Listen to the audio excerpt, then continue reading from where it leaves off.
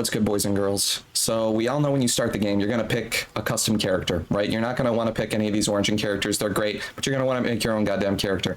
Now, you might pick Dark Urge. For those of you that don't know, Dark Urge is just a custom character. You customize them like you would a custom character, but he or she, I guess, can make like these fucked up decisions, really messed up stuff. You're basically like a psychopath. So if you want to play that kind of play style, I've heard the devs recommend you play it on a second playthrough. Same thing with the origin characters, but yeah, custom or Dark Urge, either one will be pretty cool.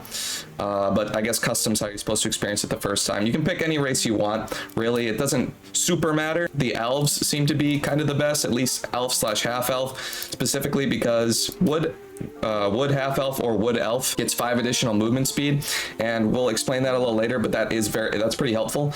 And high half elf, I'll explain in a second, gets an extra cantrip. So or just elf, high elf. So those two are pretty good. Drow, pretty solid.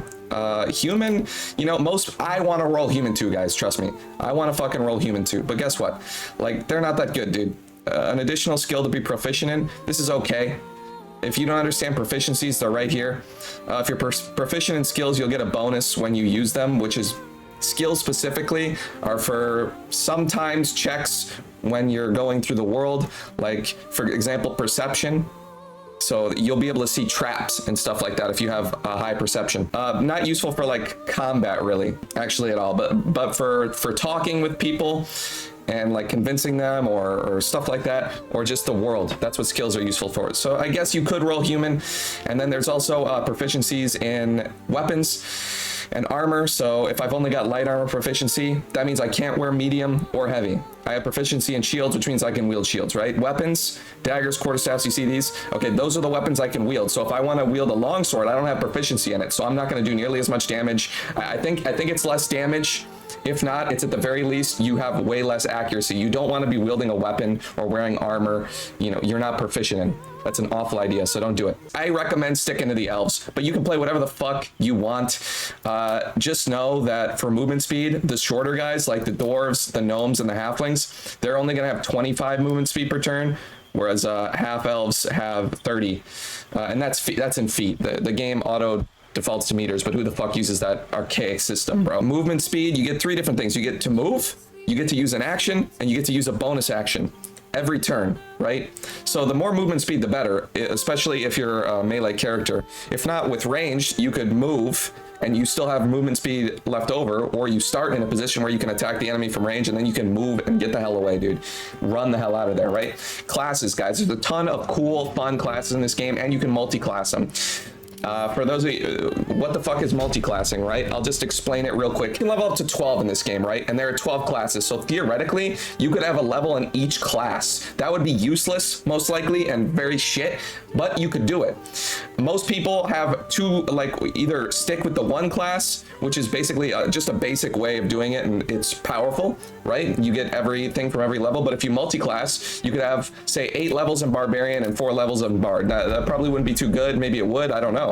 Like, but you could do whatever you want. You could have 3 different classes if they synergize together well. It's crazy. It just means you don't get to hit level 12 in the one class, right? So I could be a level 12 Barbarian, but then, you know, that's the max level, so I can't multi-class in anything else at that point. But I get all of the perks from each level of Barbarian, right? Because if I only get to level 8 Barbarian, and then I multi-class 4 levels into something else, I don't get level 9, 10, 11, and 12 of like what I would get if I stayed Barbarian. You feel me? So that's kind of the point of multi-classing. That's the whole point of that. So Barbarian, obviously melee attacker, dude. The dude can rage, and he gets a subclass, like level 2 or level 3, where you get to choose subclasses in this game. I'll click one that actually has a subclass, right? Here's Cleric. They have a bunch of different subclasses. Some of these guys have subclasses right at the start. Some of them don't unlock subclasses till level 2 or 3. Most are level 3. If they're not at start, but I think there's 1 or 2 that are level 2. But yeah, Barbarian, you can rage, which is pretty cool. You get a lot of resistances, and if you pick the rage-esque subclass, a couple more abilities to use while you're enraged, which are pretty useful. So this is good. You're only resistant to physical damage, just so you guys know. Like, you're gonna get still slapped around by mages, so they're gonna be a priority for you as a Barbarian. But they're pretty cool, pretty big damage dealers in the melee category. and they're one of the classes that can have another attack at level 5. So some of these melee classes level 5, actually it's a Barbarian, Paladin, and Ranger, possibly Fighter as well. I'm not 100% sure on that one, but they get an additional attack at level 5, which is pretty sick. That means if you attack somebody, you can just fucking go ahead and attack somebody again. It doesn't even have to be the same person. It only costs 1 action. It's pretty OP, guys. You can still use your bonus action, still move. None of that's gone. And Barbarians, if you pick that Rage subclass that I talked about, you could use your bonus action to actually get an attack off too. So that's like 3 attacks. That's a lot of fucking attacks, boys. Bard, he's pretty cool, dude. He's like a jack of all trades, support. He can play like a melee / range. He's pretty cool. His subclasses, the college, they're like colleges, right? The College of Lore, the College of Swords, and the College of Valor. And you'll unlock those at level, I believe it's 3. College of Swords, basically melee attacker, right? Actually, no, you can do melee or range. It says swords in it, but they actually apply to both melee and range. As a bard, you get this action right here, Bardic Inspiration. You play your little musical instrument. It's actually a bonus action, and you can inspire an ally. You can't inspire yourself, but an ally. Gives them a 1d6 bonus at level 1. I think it stays that way till level 4 or 5. I'm pretty sure it's level 5. To the next attack roll, ability check, or saving throw, okay? What are these, Luke? Okay, so certain things make attack rolls. A weapon attack with, you know, a melee weapon or ranged weapon is an attack roll.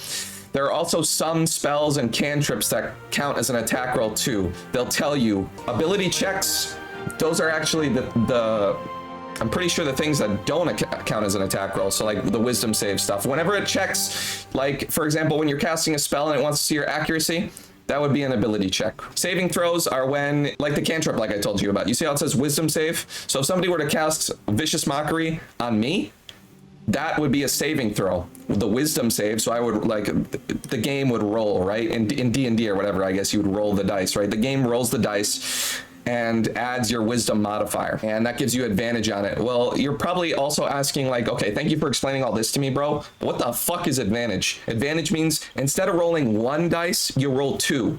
And then you take whatever's higher. So if I roll a 1 on 1 dice, but I have advantage, so that means I roll a second one and I roll a 20, it's going to take the 20, and that's what's going to be applied. So it's pretty huge. Having advantage is pretty fucking huge in this game, boys. You're going to want advantage. But yeah, so Bardic Inspiration, it costs a bonus action, but it also costs a Bardic Inspiration charge. You have like 3. With the College of Swords, you can use Bardic Inspiration to do attacks, and that's melee or range. So there's one that lets you attack 2 different enemies. There's one that lets you attack an enemy and knock them back, and then you can actually teleport to them after for free. It doesn't cost an action or anything, which is pretty cool. Valor makes this more powerful, makes your Bardic Inspiration more powerful, basically. And College of Lore gives you more proficiencies. If you're kind of looking to play this kind of crazy, like zany or goofy character that's still really good, Bard is probably for you. Cleric, your healer. They also do some damage. Spellcasting type shit, but basically the best thing for Cleric is like support and healing, but you can really spec them into a lot of different shit. I mean, look at all these fucking subclasses, dude. Look at all these subclasses. They're good with maces too and shit, you know, tank. They can really kind of do anything now that I think about it, but I see them more as like a tank or healer. You know, you can kind of do either. There's a lot of different subclasses for you to go through. I've only really used them for life. I think, you know, tanks, there's better options. I think Cleric's pretty good though. And DPS, there's definitely better options. But, you know, the fun thing about them is you can kind of go in any direction with them, which is really cool. If you're gonna have a healer, like Cleric is a solid fucking option, dude. And Shadowheart is a Cleric. If you don't want to create a Cleric, you'll get Shadowheart like literally right off the jump of the game, and she is by default a Cleric, so you can take her as well if you don't want to make a Cleric. Druid's cool, guys. You can turn into animals, okay? You like turning into animals, this is you, bro. You can fuck the bear, you know, like all that kind of shit. This shit, if you're into that kind of shit, bro, go ahead, dude. But for real though, Druid's good. Druid's a great tank, guys. Whenever you transform into an animal, which you unlock at level 2, I believe, you unlock your subclasses on Druid at level 2, and I think that's when you unlock your transformations as well. you can transform into fucking animals, and they have a different health pool. It's crazy. I haven't played Druid much myself, but I have a friend who plays Druid in our save together, and our campaign, whatever. It's pretty crazy, guys. Like, he went Moon, which lets you transform more, basically, and also gives you like a big, like, polar bear transformation, and that dude has a lot of health. All of a sudden, this dude will be like 1 HP, bro. He can transform into a bear, okay? He can transform into a polar bear, now he's got 30 HP, okay? And when the polar bear dies, okay, you go back to the health that you were at. You go back to the health that you were at, or human form was at, you know? That's crazy, guys. Okay, that's crazy. That's really good. Like, tanking potential is really high here, and it only costs a bonus action, I believe, to transform. Pretty nuts. Okay, so definitely a good tank, bro. He's like got multiple lives, dude. Man's like a cat. Also a spellcaster, has some pretty good spells, boys. And fighter, so basic, bro. But god damn it, do we like basic, okay? Fighter gets this OP shit. I think it's level 2 or 3. Pretty sure it's level 2, honestly, called Adrenaline. You can only pop it once per short rest. And I guess I'll explain those right now. In this game, sometimes you get 2 short rests, and then you have to make 1 long rest. So you can use this, and then you have to short rest in order to get it back. Short rest will restore anything like that, any spells like that, and also restore your party's HP by half. You know, so if you have max HP 30, it'll restore 15 HP. Long rest will restore everything and will restore everybody's HP to max, and you're probably like, Luke, what the fuck? Why would I just long rest then? Well, the reason for that is it costs you food, right? Supplies. So you can collect food throughout the game. You can buy it from vendors. You can just find it lying around, and then it uses like 40 food. These spells, they cost a spell slot, and you only have a limited amount of these. And as you can see here, they're only restored on a long rest. And you're thinking spell slot. So if I have 2 spell slots, I can only like slot 2 of these spells in? No. You can slot all 5 of these spells, so you could choose any of them to cast, but you can only cast 2, right? So if you cast Bane twice, you can't cast anything else until you long rest. Back to it, fighter's good, okay? Fighter's fun. Adrenaline lets you use another action, so you can attack twice. And if they get another attack at level 5, that's 3 times, right? That's pretty crazy, that's pretty good. Fighter, pretty solid, pretty basic class.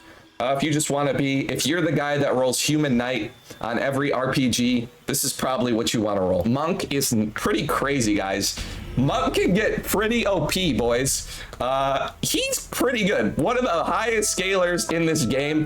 If you're trying to be a power gamer, efficient, killer, this guy is crazy, okay? He can attack a lot. And he doesn't even have to rely on like some crazy like weapon or anything like that. Dude uses his fists, and he can do a lot of damage. Probably I think this guy can do the most damage in the game. He's nuts. So definitely recommend this class if you're a power gamer, or if you like, I mean, Warlock is also good for power gamers, but this is like a close second. This class is really fucking good. And if you like punching shit in the face, or if you like being a disciple of God or whatever the fuck, this is a good class, guys. Paladin, this is like the most picked class in the goddamn game. Christ's sake, guys, roll something besides Paladin. Just kidding. This class is fucking fun. This class is fucking cool, dude. You get lay on hands, good healing ability. You get 3 lay on hands charges. You can heal a bunch of health with it. It's just additional too. It does take an action, but you know, you don't have to use any spell slots. It's just additional healing. Good healers. They're good tanks, basically good damage dealers. They got heavy armor. They deal a bunch of damage. These guys are just fucking good, dude. You could pick any oath you want. They're all good oaths, bro. And they changed, look, they even changed the little tabard you start with, bro. That's handsome.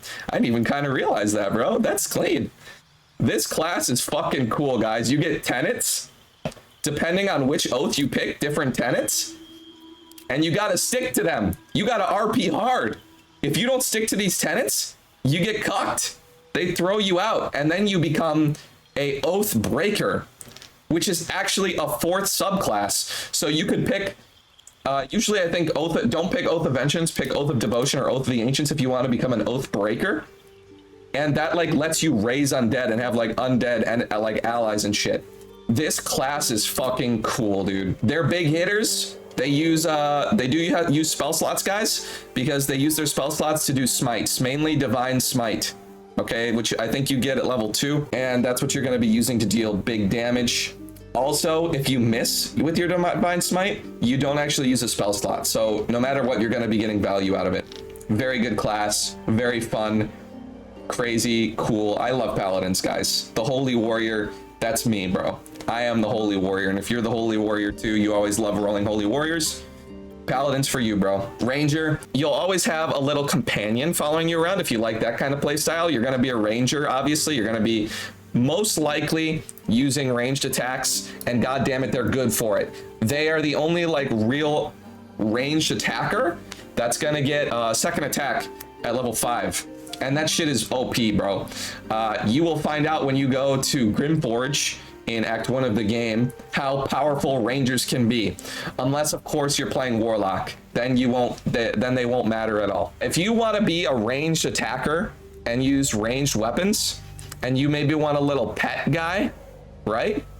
Little normal little pet guy, pretty cool, pretty fucking good class, guys. This is like your go-to ranged attack class for sure. Rogue, stealthy boy, okay? Rogues are really good, guys. Like, they're kind of slept on. Sneak attacks, really good. And you're probably thinking, well, Luke, how do you land a sneak attack? You just have to have advantage to them, and you can't have disadvantage.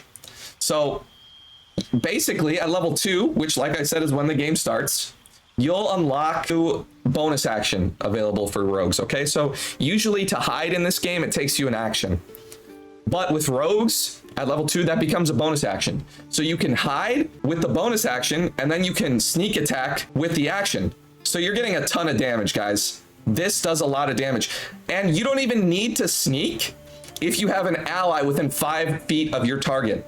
And of course, you don't have disadvantage. So like they can't be on a higher elevation than you, right? Or if there's a melee enemy within 5, like a couple feet of you, then you will be threatened, and that will give you disadvantage on anybody. So as long as there's somebody right next to them or you're hidden, you can use these sneak attacks, and they're good, dude. They're fucking good. They do a lot of damage, and they can kind of just constantly do this. So it's pretty fun, guys. If you like being pretty tactical, look at their skills too. Sleight of hand, stealth ×2. That's huge, dude. So you're probably gonna want a rogue in your party, maybe in a typical party. I like rogues. Astarion is a rogue who you get early on if you want a rogue in your party, but you don't want to be one yourself. Sleight of hand, that's how you're gonna pick locks, disarm traps. So this is pretty useful. And then stealth, obviously ×2, +7 roll to your stealth. Very useful as a rogue class because you're going to be hiding a lot to get the sneak attack advantage. Sure, a lot of cantrips.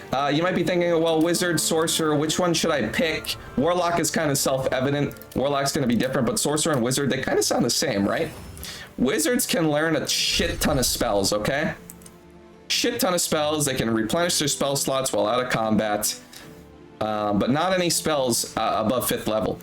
So we'll talk about Sorcerer first, okay? Sorcerers are pretty awesome because they have, at level 2, I believe, sorcery points unlocked. Those are augmentations to your spells, dude.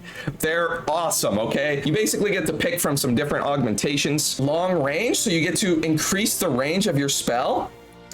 And I believe there's a level 2, there's also the one that lets you target 2 different enemies. So you can cast one spell with 1 spell slot, but it hits 2 separate enemies. Okay, sorcery points are good. You can also use spell slots to create more sorcery points to augment more spells, or you can use sorcery points to create more spell slots if needed. But usually you want to use them for that purpose to augment your spells. And they're also a charisma-based caster versus the wizard, which is going to be an intelligence-based caster. If you're wondering why that matters, it's basically just the statistics. Charisma is going to help you with your like persuasion checks and stuff like that. So if you're a charisma-based character, you're going to be better at talking with people in the world. And also, I guess the prices you sell shit for is higher and whatnot. But mainly it's for talking with people in the world. So yeah, so if that's what you want to be, maybe Sorcerer would be good for you. Wizard is also pretty awesome because of these features, replenish spell slots, and you can basically, I think only Wizard lets you learn spells from scrolls. Yeah, it's really dependent on what you want. Gale is very early in the game as well. You unlock as a companion. He starts out as a wizard. So if you want to be like, maybe you want to play a sorcerer for the charisma because you want to talk to people. Maybe you don't give a shit about that and you just want to play wizard. Okay, either one's good. But now that we've kind of differentiated those two, what about Warlock, guys? This is the best class in the game. I'm gonna be real with you. If you're a power gamer, and you want to basically be immortal, Warlock is for you. Okay, if you are going to want to just skate through this game unscathed, this is your guy. Okay, Warlock is your guy, and I'll explain that a little bit. Okay, charisma. He's a charisma based character, right? So that means your persuasion checks whenever you talk to people. Usually that kind of shit relies on charisma. Charisma based characters are the best for your main character who's going to be talking to everybody. There's an OP build for Warlock. You only have to really hit level 2. In reality, it's level 3. But if you have, let's say, a wizard or somebody or whoever else on your team has the darkness spell, then that's all you really need. So if you wanted to multi-class after level 2 Warlock, you could, because at level 2 you get your Eldritch invocations, and there's one called Dark Sight, and that lets you that basically prevents you from getting blinded from anything, right? Blindness doesn't affect you, and the darkness spell blinds anybody in it, but anybody inside of it can't get shot. They can't get fucking shot. Okay, so you range attacks, bye-bye. Spells from outside, bye-bye. Goodbye. You're done. You're finished. Okay? So if you run that, and let's just for a good sake, say you get to level 3, you get darkness, you get that Eldritch invocation, and god damn it, guys, Eldritch Blast is the best cantrip in the game. Everybody knows that. At level 5, you can cast a Spitch twice. All right, so just doubles the damage. Or you can cast it on one guy and cast it on another. 2 targets. Eldritch Blast. And like I've explained with cantrips, guys, I think I've explained this to you, but if I haven't, spells cost spell slots, cantrips don't. You can cast cantrips infinitely. No short rest, no long rest, no bullshit. Infinite. And because of that, they're usually weaker. Eldritch Blast almost feels like a spell. It almost feels like a spell. This thing is really good. Warlock, your Eldritch invocations can buff it. Adding your charisma modifier on top of the damage.